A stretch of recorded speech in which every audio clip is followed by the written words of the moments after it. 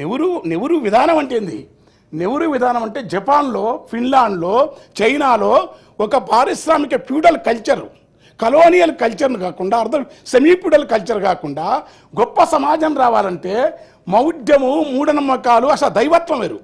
దేవుని నమ్మడం తప్పుడు కాదు, అది ఆ దేశాల్లో అందరూ నమ్ముతారు. మూఢనమ్మకాలున్న జాతి, మౌఢ్యమున్న జాతి, మౌఢ్యంతో మునిగిపోయే శాస్త్రీయ భావాలున్న జాతి కోపర్నికస్ను, గెలీలును చంపి భూమి గుండ్రంగా ఉందంటే అంగీకరించే మూర్ఖత్వం ఉన్న మనుషులు ఇవాళ ఈ దేశంలో భయంకరంగా మౌఢ్యాన్ని వ్యాపింపజేస్తూ బాణామతి పేరుతో మనసు చంపేస్తామని గుర్తుపెట్టుకోండి. కులాంతర వివాహాలు చేసుకొని చంపేస్తామని గుర్తుపెట్టుకోండి. కానీ ఇట్లా చంపుతున్నప్పుడు తెలిసి కూడా ఈ మూఢనమ్మకాలను సాంస్కృతిక రంగంలో వీటిని నివారించాలి. దైవము మతాన్ని ప్రచారం చేసుకోవడం కేసీఆర్ గారు కూడా చేసిన కాదనం. కానీ నెహ్రూ వారసులు కదా, కేసీఆర్ గారు నెహ్రూ వారసులు అని చెప్పలే.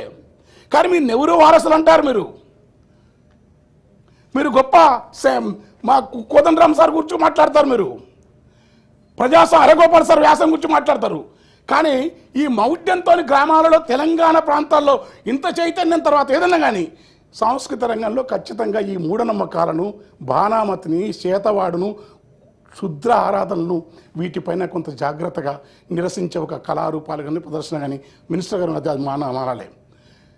తర్వాత నెహ్రూ ఆ రోజుల్లో ఇష్టపడిన ఇందిరాగాంధీ కానీ, నెహ్రూ కానీ విశ్వవిద్యాలయాలకు విపరీతమైన స్థలాలు ఇచ్చి 1000 ఎకరాలు ఇచ్చిన కారణం ఏంటంటే పాఠశాల అనేది, విద్య అనేది తరగతి గది కాదు. తరగతి కాదు కాకుండా ఆయన మోడర్న్ టెంపుల్, ఏదైనా టెంపుల్ అంటే ఆయన ఏమనంటే నెహ్రూ ఎప్పుడు ప్రాజెక్ట్ టెంపుల్ అన్నాడు. పాఠశాల కూడా ఏమన్నాడు, అది క్రీడాస్థలం అని చెప్పిన గుర్తుపెట్టుకోండి. ఒక తత్వ యోగులు, మునులు, ఋషుల్లాగా విద్యా విధానంలోకి వస్తే అడవుల్లో చెట్లతోని, మనుషులతోని, శాంతినికేతన్, డూన్లోయ పాఠశాల కంటే, అరకులోయ ఈ వ్యాలీ విశ్వవ్యాలీ కంటే కూడా నెహ్రూ ఆలోచన అది. విశ్వకవి, భారతీయ ఆత్మ, భారతీయ ప్రపంచ సాహిత్యంలో మణి మకుటాయమానగా రవీంద్రనాథ్ ఠాగూర్ యొక్క పద్ధతి ప్రకృతిలో చదువుకోవాలనేది. 400 ఎకరాల భూమిని, గచ్చిబౌలి భూమిని అన్యాక్రాంతం, అది యూనివర్సిటీ కాదు అప్పచెప్పాలని హరగోపాల్ రాసే పరిస్థితి ఏర్పడ్డదంటే దాన్ని ఏమంటాం? ఎందుకో దాంతోనే మొత్తం కరువు అవుతుందా? వేరే రకాలైంది. ఇంకా మనకు ఆదాయం తెచ్చుకోవడానికి బాగుంది, ప్రతిపక్షాలను మద్దతు కోరండి, మీరు ప్రశ్నించవచ్చు. 400 ఎకరాల భూమి, విశ్వవిద్యాలయం యొక్క భూమిని, పచ్చదనాన్ని అప్పచెప్పి మీకు సపోర్ట్ చేసి మీకు మద్దతు ఇచ్చిన హరగోపాల్ లాంటి వాళ్ళు కూడా యూనివర్సిటీలో పనిచేసినారు. కేకే రంగనాథాచార్యులు గొప్ప భారతీయ సాహిత్యకారుల్లో గొప్ప సాహిత్యకారుడు, కేంద్ర సాహిత్య రంగనాథాచార్యులు పనిచేసినారు. జీవి సుబ్రహ్మణ్యం అట్లాంటి యూనివర్సిటీని వల్ల దాని భూమి లాక్కుంటుంటారు.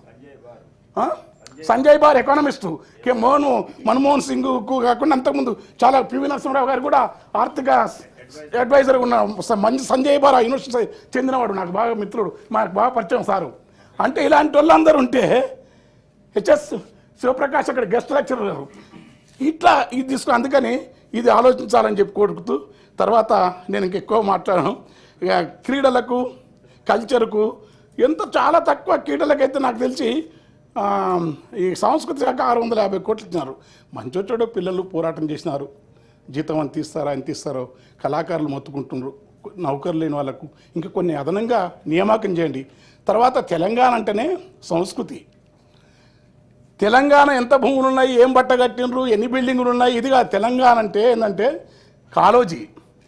తెలంగాణ అంటేనే ఒక జయశంకర్, తెలంగాణ అంటేనే రామదాసు, తెలంగాణ అంటేనే ఒక దాశరథి, తెలంగాణ అంటేనే భాగ్యరెడ్డి వర్మ, తెలంగాణ అంటేనే రాకమచంద్ర వెంకటదాసు, వేపూరి హనుమద్దాసు, అహ్మదుద్దీన్. ఇంకా అట్లా చర్చ ఎక్కువ నా పాండిత్య ప్రతాపం చూపవచ్చు. కానీ తెలంగాణ అంటే కల్చర్ ఉన్న ఈ నేలపైన ఎంతోమంది గోరటంకైనా కాదండి, గోరటంకైనా కంటే వేరే కవులు చాలా మంది వద్దు.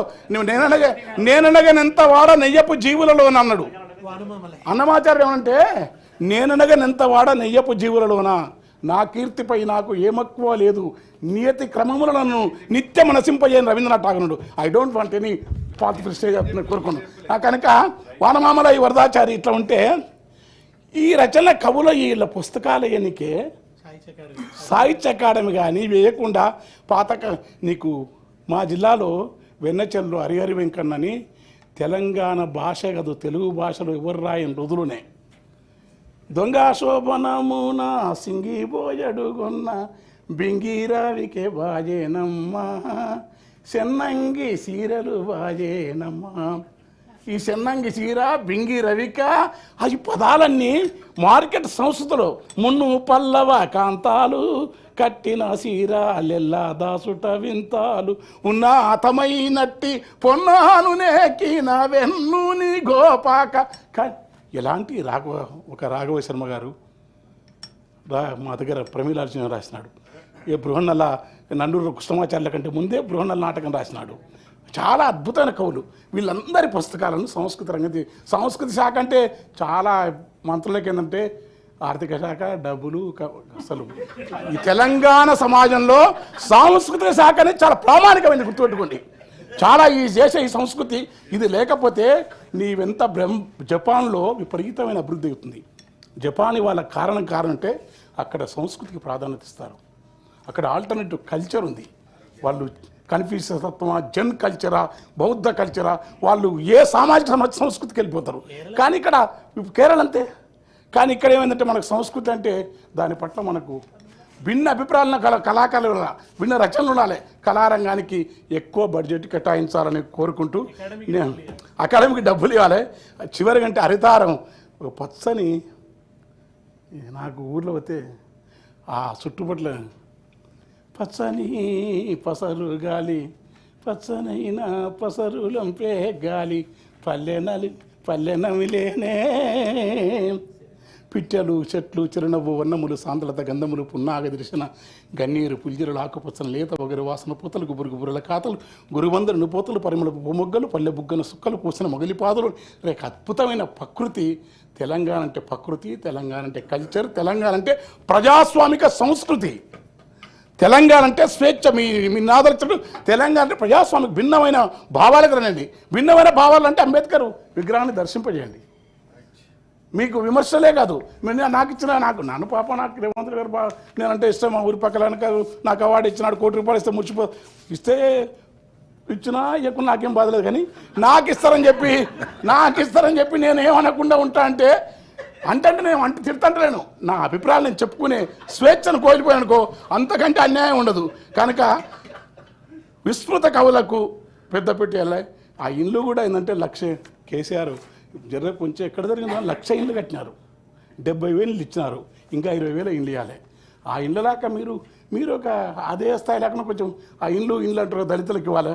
తర్వాత విపరీతంగా సోషల్ మీడియాలో భయంకరంగా రెచ్చగొడతాం చూస్తుంటారు మీరు. దాడులు జరుగుతూ ఉన్నాయి, గడబడులు జరుగుతున్నాయి, పోలీసులు చూస్తుంటారు, మర్యాదలు. ఏంటది పద్ధతి? ఏ మతాన్ని కూడా నేను రాముని ఇష్టపడతాను, అల్లా అంటే పూజించకున్న ఆరాధన ఉంటుంది, క్రీస్తుని ఇష్టపడతాను, బుద్ధ భగవాన్ని ఇష్టపడతాడు. ఎందుకంటే కోటిలింగాన శాతవాహనుల యొక్క రాజధాని కోటిలింగాల. క్రీస్తు పూర్వం 570 బుద్ధ భగవానుడు తన అక్కడి నుంచి ఉత్తరాభారతం నుంచి వచ్చిన తన జీవిత కాలంలోనే తెలంగాణలో బౌద్ధం వెలసిల్లింది, జైనం వెలసిల్లింది. తెలంగాణ సంస్కృతి సహనానికి ఈనాటికి సహనం ఉందంటే కారణం అది. ఇన్ని డబ్బులు పెట్టినాము, యాదాద్రికి ఇన్ని ఇస్తున్నావు, ₹100 కోట్లు ఏదో ఇంకో దేవాలయం పెట్టినారు, మంచిదే, తప్పు కాదు. ఎందుకంటే ఇవ్వాల్సిందే. ఆ జిమ్మోయిటోళ్ళు కూడా ముస్లిం సోదరులకు ఇచ్చారు, కరెక్టే. బుద్ధ భగవానుని యొక్క విగ్రహం అక్కడ శిథిలాల్లో 2000 సంవత్సరాల క్రితం నాటి నాగార్జున కొండ కానీ, కోటిలింగాల్లో శిలాశాసనాలు కానీ.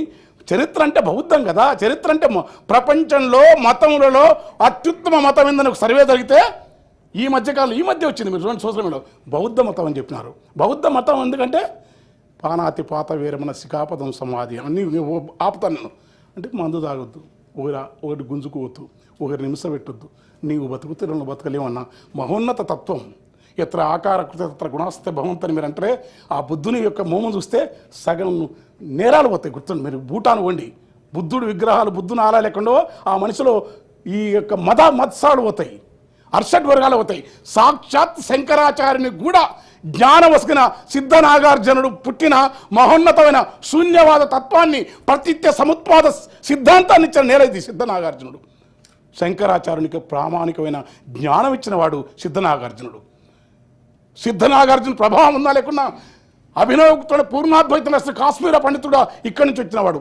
అనేక ఉద్యమాల ప్రభావం ఉన్న ఇలాంటి నేల మీద ఒక మానవీయ సంస్కృతిని ఇవ్వాలంటే వెంటనే అంబేద్కర్ విగ్రహాన్ని ఓపెన్ చేయాలా, అయిపోయింది. నేను అభివృద్ధి జరగాల, తర్వాత అన్నిటికంటే మూసీ నది, నా బాధ ఏంటంటే మూసీ నది చాలా అందంగా ఉంటుంది.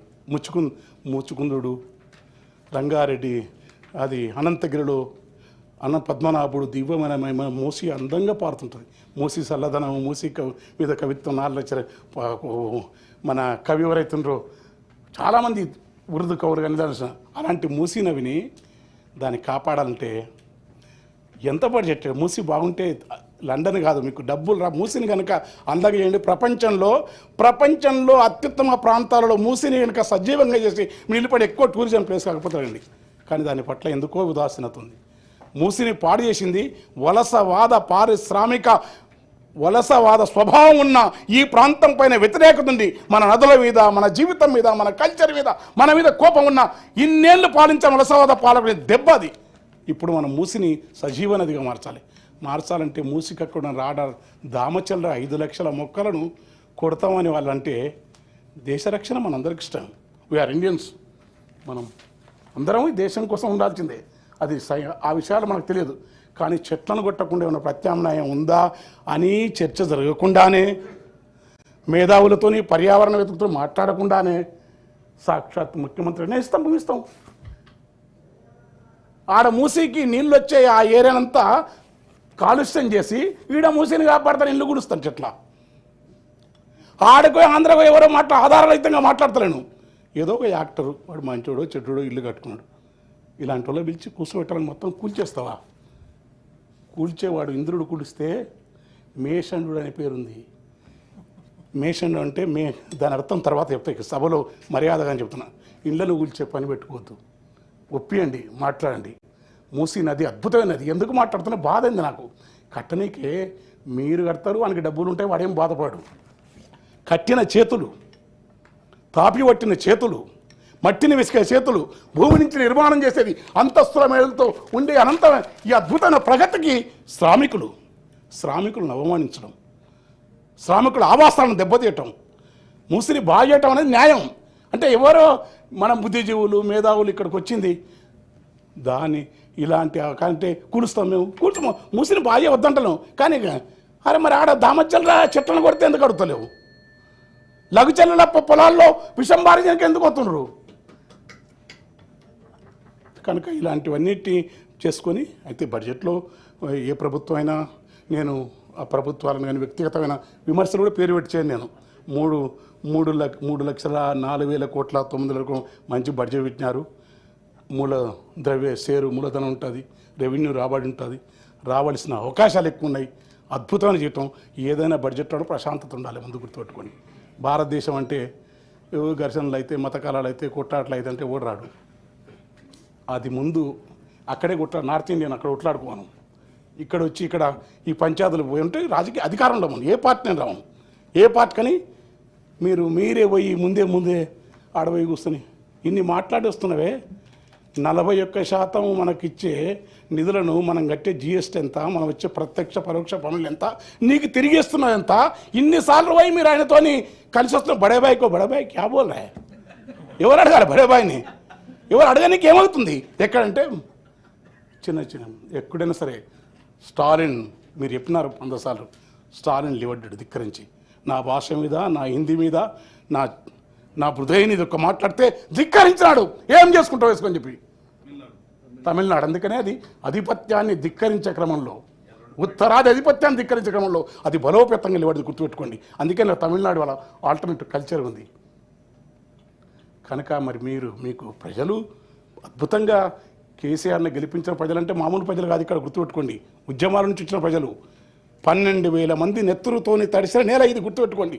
మధ్య చెట్లకు మాటలు నేర్పి, ఉద్యమానులకు యుద్ధం నేర్పి, గడీల నుండి జులుమును తరిమిన గెరిల్లా దండు పోరాట యోధులు నడిచిన ప్రాంతం.